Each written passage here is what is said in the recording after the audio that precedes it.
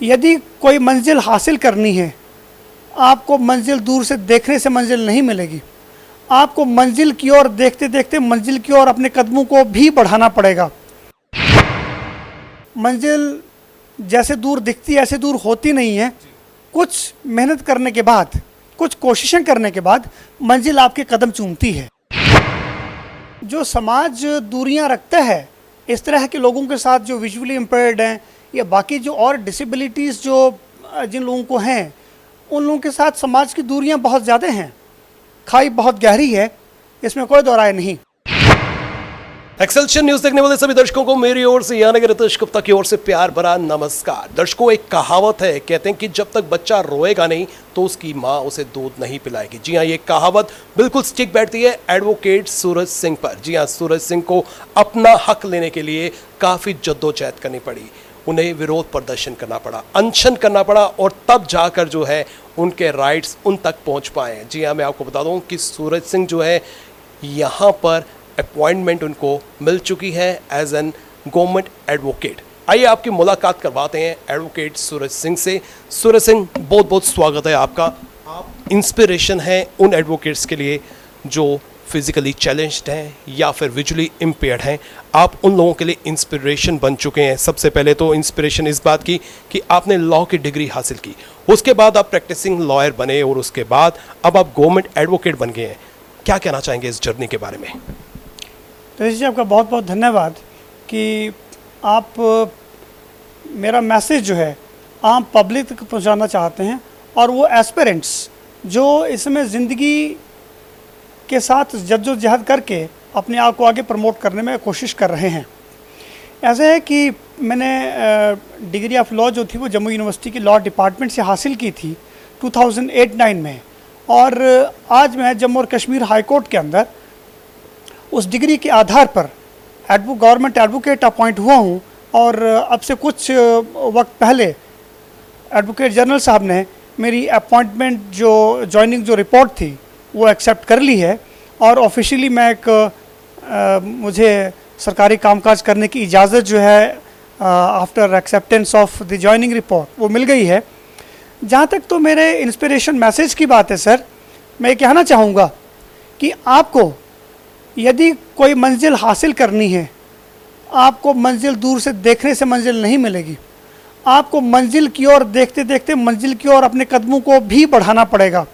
रास्ते में कांटे भी हो सकते हैं, रास्ते में और कई तरह की चुभन भरी जो चीज़ें वो हो सकती हैं, लेकिन यदि आप अपने एहसास को और अपनी जो आपकी जो चाहत है उसको दिल में भर के, दिमाग में रख के आगे बढ़ते रहते हैं तो मुमकिन है मंजिल जैसे दूर दिखती है ऐसे दूर होती नहीं है।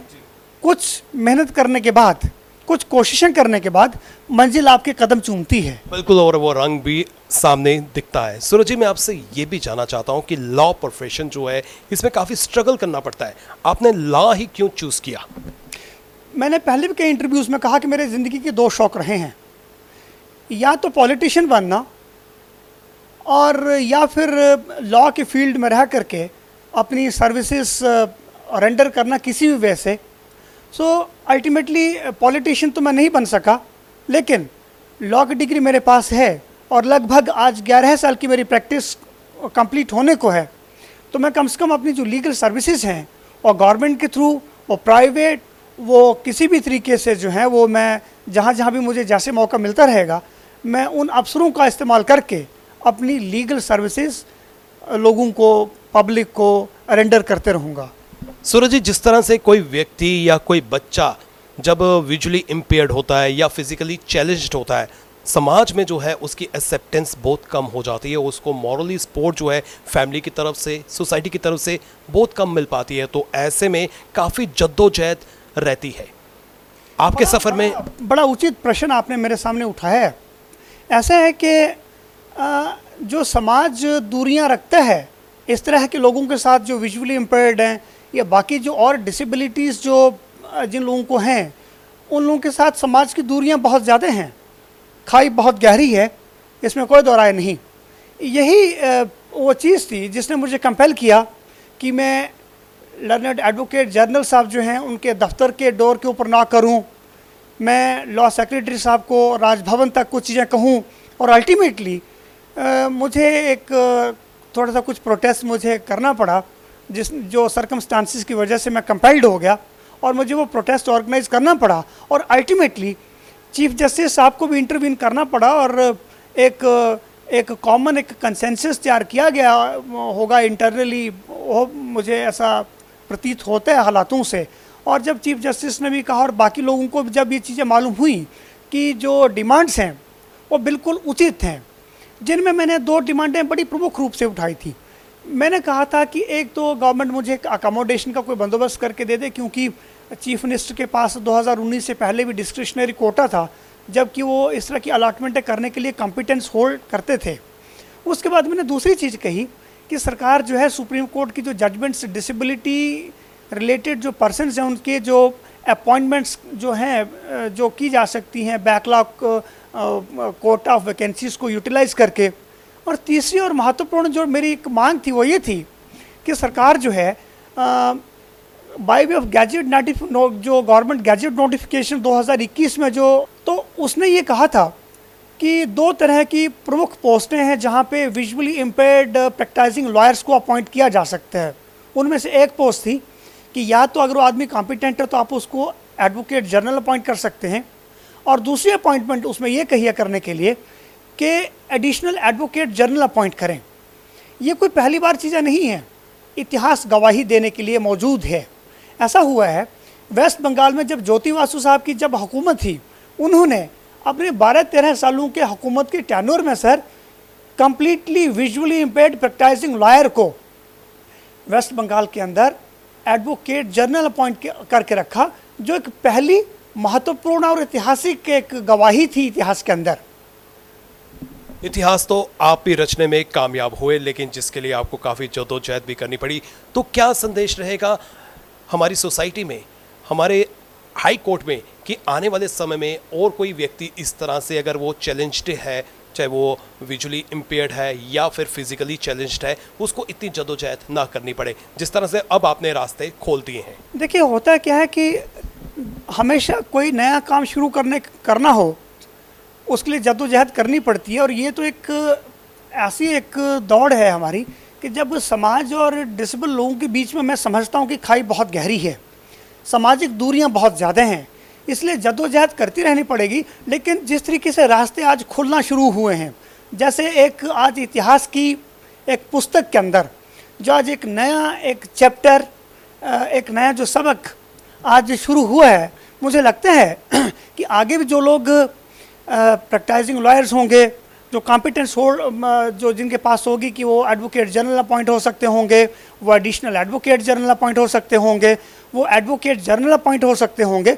तो ये जो खुले हुए रास्ते हैं, ये सिस्टम को इस तरह के लोगों को उनका राइट देने में हिचकिचाहट महसूस नहीं करेंगे, क्योंकि जब एक बार रास्ते खुल जाते हैं और जब इतिहास में वो चीज़ें मौजूद होती हैं, कानूनी रूप से वो रास्ते खुल जाते हैं, तो उसके बाद कोई ऐसी कोई रुकावट नहीं बचती कि आप इस तरह के आदमी को उसका जो अधिकार है उसको उसके सुरक्षा दायरे से बाहर करने की कोशिश करें। सूरज जी, मैं आपसे ये जानना चाहता हूँ, आज की तारीख, यानी कि अगर हम 19 तारीख की बात करें, उसमें आपने हिस्ट्री क्रिएट कर दी है ज्वाइनिंग करके, लेकिन ये डेट जो है पहले भी आ सकती थी। देखिए, देर आए दुरुस्त आए। ऐसा है कि जम्मू और कश्मीर हुकूमत के अंदर ऑनरेबल चीफ जस्टिस साहब से लेकर के secretary law, advocate general, president bar association, या बाकी जो समाज के जो लोग हैं, जिन लोगों ने कुछ दूरियों को मिटाने का शायद फैसला कर लिया होगा, और आज इतिहास के अंदर वो तारीख आ गई जिसका हमें इंतज़ार था। मैं ये, आपने जैसे कहा कि ये वक्त पहले भी आ सकता था, लेकिन मैं ये कहना चाहता हूँ कि शायद चीज़ें अंडरस्टैंड की गई हैं। ये पहली बार एक जम्मू और कश्मीर के अंदर इस तरह की एक अपॉइंटमेंट की जा रही है, तो शायद कुछ लीगल मिसअंडरस्टैंडिंग्स हो सकती हैं, कुछ और तरह की कोई मजबूरियां हो सकती हैं, लेकिन जब एक बार रास्ते खुल जाएं तो हमेशा जो रास्ते खुले हुए होते हैं उनको झुक के जो प्रणाम है उनको झुक के उस रास्ते की इज़्ज़त करनी चाहिए और वो रास्ते की इज़्ज़त करने का इस समय वक्त है। तो जो हो गया, दिलों के अंदर कोई दूरियां नहीं है सरकार के साथ मेरी। लेफ्टिनेंट गवर्नर साहब ने राजभवन तक के लोग जहां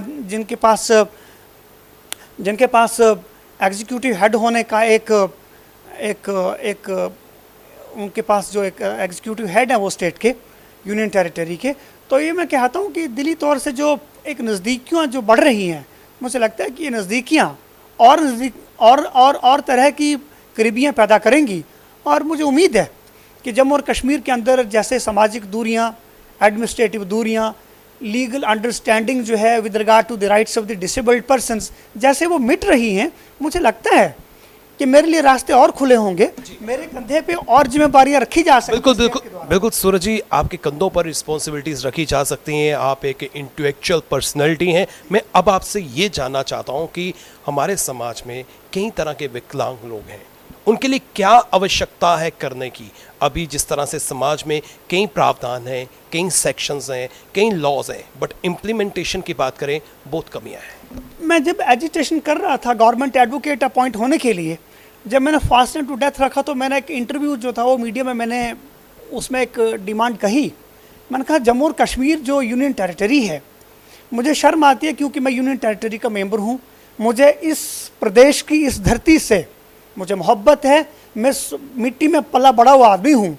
मुझे शर्म आती है कि जम्मू और कश्मीर यूनियन टेरिटरी के पास विजुअली इम्पेयर्ड जो छोटी छोटी बच्चियाँ हैं जो प्राइमरी स्कूल में अपनी फर्स्ट क्लास से एजुकेशन शुरू करना चाहती हैं, जम्मू और कश्मीर यूनियन टेरिटरी के पास इस तरह का प्राइमरी स्कूल एक भी नहीं है। मैं सरकार को ये कहूँगा कि सरकार मेरी तरफ से समाज को एक गिफ्ट दे।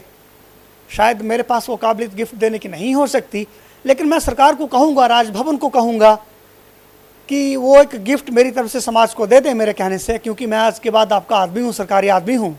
सो मेरी एक सिर्फ बात मान ले राजभवन के लोग कि एक प्राइमरी स्कूल इन तीनों खित्तों में से किसी एक खित्ते में शुरू कर दें कि मेरी जो विजुअली इम्पेयर्ड छोटी छोटी बहनें हैं वो अपनी पढ़ाई शुरू कर सकें, और जो उनके मन के अंदर, उनके चाहने वालों के मन के अंदर, जो उनके पेरेंट्स के मनों के अंदर जो इच्छाएं उजागरित हुई हैं वो पूरी हो सकें, और जो बच्चियां आगे बढ़ के इस समाज को अपना कंट्रीब्यूशन देना चाहती हैं वो कंट्रीब्यूशन अपना पे कर सकें।